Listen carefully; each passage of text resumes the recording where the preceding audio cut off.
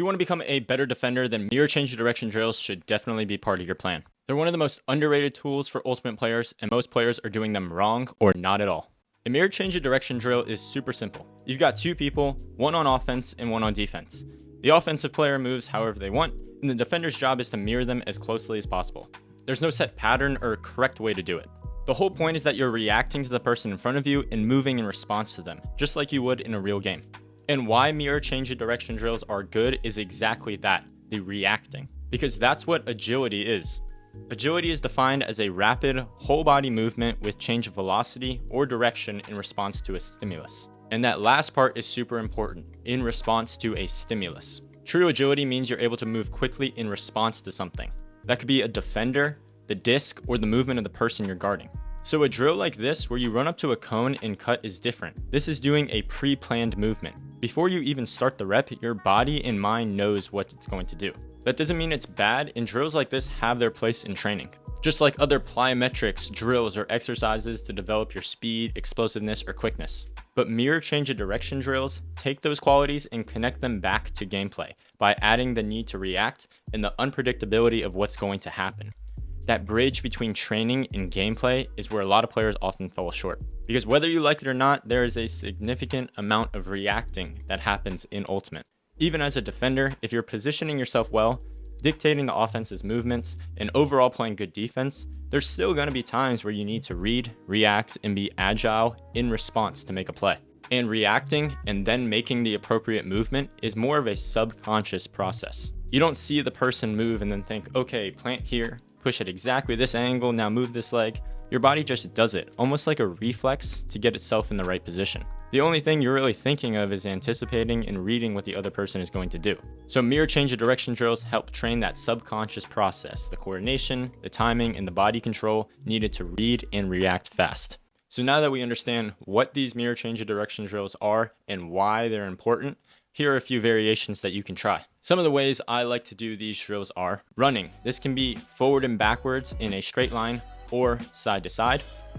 In a box like this, so we're getting more multi-directional movement, we can move in 360 degrees.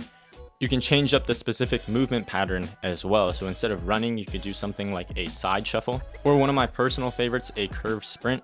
Here, we're on a soccer field with a big circle already drawn on it, so we're running along the line. Finding the right time to add these into the training session can really change the outcome that you're looking for. So here are three main ways that I like to add these in. The first one, if you're doing this towards the beginning of a training session or a practice, is doing it as a warm-up.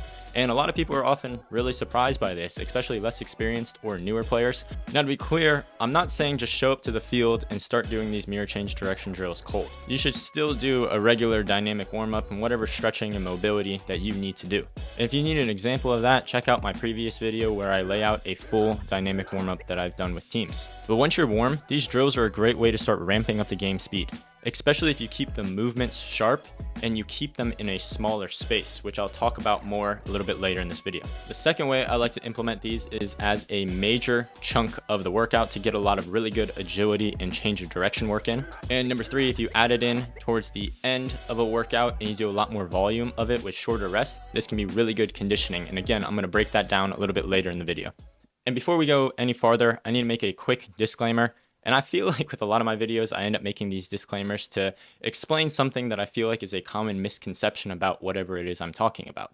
And with the mirror change of direction specifically, I post these a lot on Instagram. And I'll get a lot of comments that'll say something along the lines of, just put a body on them. Or if you're reacting, that's not going to work in game. Or that's why you shouldn't dance as a cutter, if we're talking more about the offensive person. And yes, all of these points are valid and correct, but they're missing the point of what the actual drill is for. Because in Ultimate, we have to be able to separate the concept of athleticism and skill. Athleticism is obviously the speed, endurance, explosiveness, quickness needed to play good defense. The skill side of it is the game IQ, the positioning, being able to read the play and knowing when and how to put a body on somebody. So in my opinion, saying don't train mirror change of direction drills because that's not how you play defense in game would be similar to looking at a player and saying you don't need to get faster, just get your throwing better. And we can all agree that these are two completely separate things. You can get better at both at the same time. You don't need to pick just one or the other. Mirror change of direction drills are a lot more on the athleticism side of things, and you can still do a lot of things like watching film or practicing your specific defensive footwork or techniques separately to develop the skill side of your defense. So to wrap it all up, no, you're not going to guard someone like this exactly in game, and that's the point. But this trains the underlying athletic qualities that you need that can help out in your defense. And just like any good drill, you're able to scale it based off of your level and what you're trying to get out of it. Let's break that down a little bit further now. The first thing to understand is that if I have more space, then that means that I can pick up more speed, which means I will get more force in my change of directions and my cuts. For example, if I'm doing a mirror change of direction drill in a small box like this, it's going to be way less demanding on my body. If I don't have as much space to pick up speed, then there just isn't going to be as much force in my cuts. But if I open up the box, then I have more room to run and pick up speed, so there's going to be a lot higher forces in my cuts. It's similar to mini versus 7v7. On a full-size field, you're able to sprint a lot more and pick up more speed going into your cuts. But during mini, you're still going as hard as you can, but you just can't pick up as much speed because of the space, so naturally it's going to be a lot less demanding on the body. This is the same idea as doing a side shuffle version in a very small space like this versus doing full curve sprints and change of directions. Obviously, the curved sprint one is going to be a lot more demanding because of the higher speeds. So if we wanted to do a mirror change of direction drill in a warm-up, then we can think about this space, speed, force relationship to be able to pick the appropriate drill. At the start of a workout, you're not usually going to want to hit full speed sprints and cuts right away, so I'll usually start with a lot smaller space. For example, I did a lot of off-season workouts with my friend Blake, and we'd often start with a mirror change of direction drill in a really small circle. Because the space was tight, we didn't need as much of a ramp up. We felt pretty good going right into this after doing our usual dynamic warm up, and it helped us feel a lot more reactive and sharp without putting a ton of force through the legs right away. And like I said earlier, you can also modify the movement. A side shuffle in a small space, for example, is a lot less demanding. So if you're using mirror change of direction drills as a warm up, stay small, stay controlled, and consider changing the actual movement pattern. And once you're warmed up, that's when we can really start to open things up. Another way I like to use mirror change of direction drills is as the main part of a workout. Ultimate has a ton of different movement demands. You're shuffling, flipping your hips, accelerating backwards, and cutting from all sorts of angles.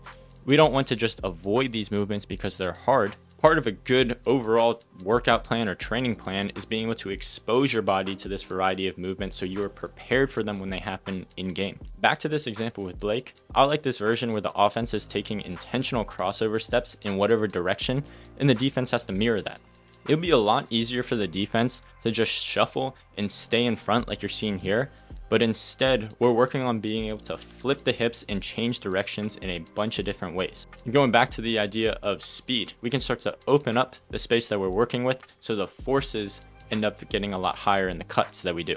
You want to start to expose your body to these higher forces within reason, of course, so that you are prepared for them when they happen in game. I like versions where you go forward and backwards or side to side just to work on different footwork and angles you would get into. With forward backwards, you're doing a lot more backpedaling while staying balanced, where side to side, you're getting more crossover steps and shuffling.